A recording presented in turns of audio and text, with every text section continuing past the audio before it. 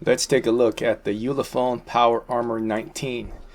These came in 3 variants even though the numerical numbers are different. The 18T was the top of the line with a 5G Dimensity 900 and a thermal camera. The 18 without the T designation has no thermal camera, and the 19, which even though it's a higher numerical designation, is the lowest spec version.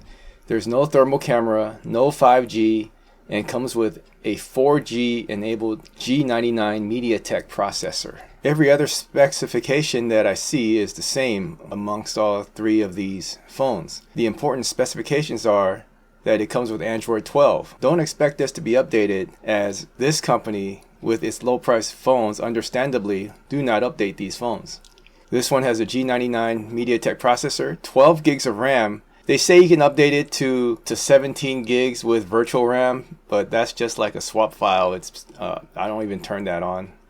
So 12 gigabytes of real RAM, 256 gigabytes of storage, has 2 SIMs with no SD card access or 1 SIM with a micro SD card slot. The screen is 6.58 inches, IPS display, 1080 by 2408, and it can refresh up to 120 Hertz. The battery is 9600 milliamp hours, and it is a priority for me. I hate having to charge my phone. NFC, Bluetooth, 15 watt wireless charging, reverse wireless charging, and a real 3.5 millimeter headphone jack. It comes with a 66 watt charging brick. One thing to note is that the charging brick is a UK style plug, so I have to use one of these adapters to use it in the USA. The camera is a much advertised and touted 108 megapixel main camera with a 16 megapixel front. It also has a unique feature with a 5 megapixel microscope lens that can do up to 60 times magnification.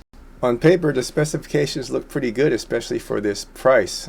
I paid $258 after tax and shipping from AliExpress. I bought this as an upgrade or supposed upgrade from a Power Armor 13 that I bought from last year's release.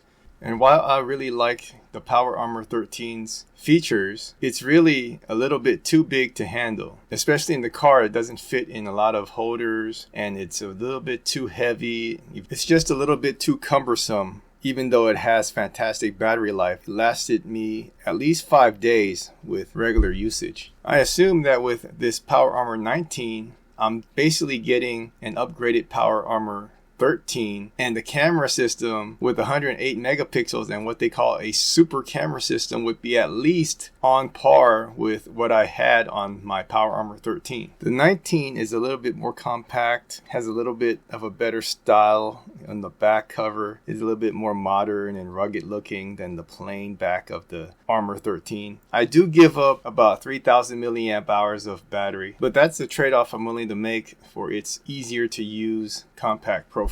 So let's take a look at how it functions in the real world. This is Android 12, so we're not going to go through the basic uses of Android, as basically every phone functions the same except for whatever unique functions the vendor decides to implement into the system. First thing I noticed was that they took out the Android 12's wallpaper and styles feature that lets you set the color scheme of the system. It's not a big deal to me, as I don't really play with the colors, but I don't see why they removed it. Now I have to settle for whatever Ulefone set for the accent color of the buttons and sliders throughout the system. Now let's take a look at the camera. Even though this is a budget phone, and budget phones usually have the camera quality cut down to save costs, but Ulefone advertises this as a 108 megapixel super camera system and shows people taking beautiful pictures on their ads. Now, I don't really take these claims too seriously, as these types of phone companies usually exaggerate the quality of pretty much everything.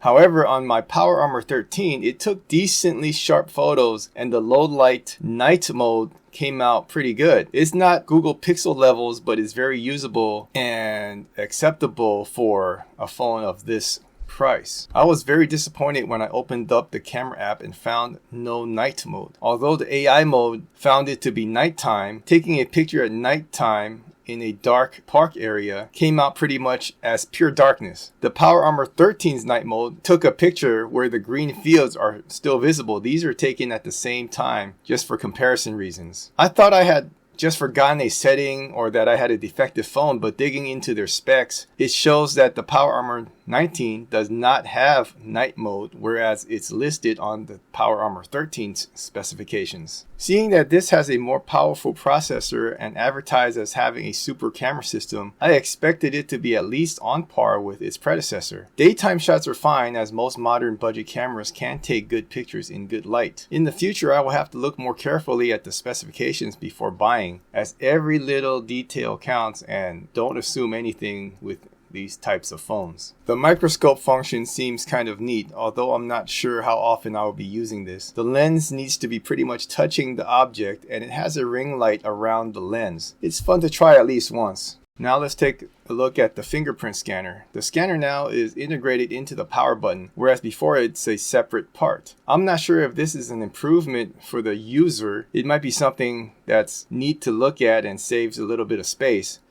But so far, it's been working well and faster than the Power Armor 13. The face unlock works pretty good, and even with glasses or without glasses, it still recognizes me. The thermometer app has an option to check an object or a person. Now, I'm not sure how often I'll be using this feature in real life or how useful it is on a phone, but the results seem to be not accurate compared to my thermal reader. Overall, this is a good phone and can handle daily tasks easily, but it's not really an improvement over the Power Armor 13, which I already have, other than the software update from 11 to 12. I consider the camera system to be a downgrade, even though it has higher megapixels. I don't think that many people will use the microscope function. I bought this phone because the Power Armor 13 was just a bit too big, and the 19 should be easier to use on a daily basis and is more pocketable. It succeeds in being easier to handle, but the camera was a letdown. If you can live with an older Android version and the larger size of the Power Armor 13, it is a better buy.